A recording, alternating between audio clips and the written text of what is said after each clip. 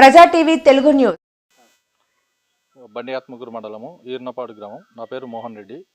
మా ఈర్నపాడు శివాలయం దగ్గర ఉన్న నీళ్ళ ట్యాంకు దాదాపు ఒక 30 సంవత్సరాల కిందట దీన్ని నిర్మించినారు. కానీ ఇది నిర్మించిన తర్వాత ఒక 5-6 సంవత్సరాలు అంతవరకే ఉపయోగం ఉన్నది. కానీ దాదాపు ఇప్పుడు 15 ఏళ్ళ నుంచి కూడా దీనివల్ల ఎటువంటి ఉపయోగం లేదు.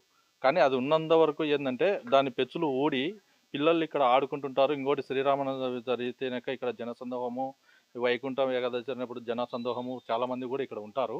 కానీ అది ఎప్పుడు కూలుతుందని చెప్పేసి ఇక్కడ ఉన్న భక్తులు కానీ ఇక్కడ తిరిగే పిల్లలు ఆడుకుంటుంటారు నిరంతరం.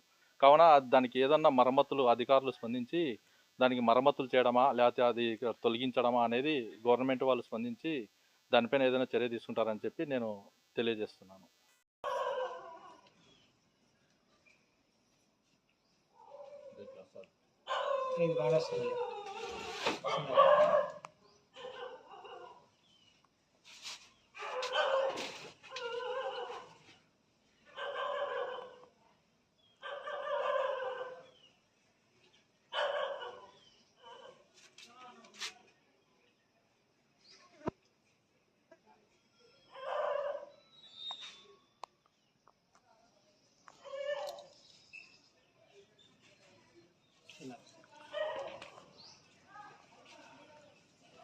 అక్కడికి నీళ్ళు నుంచి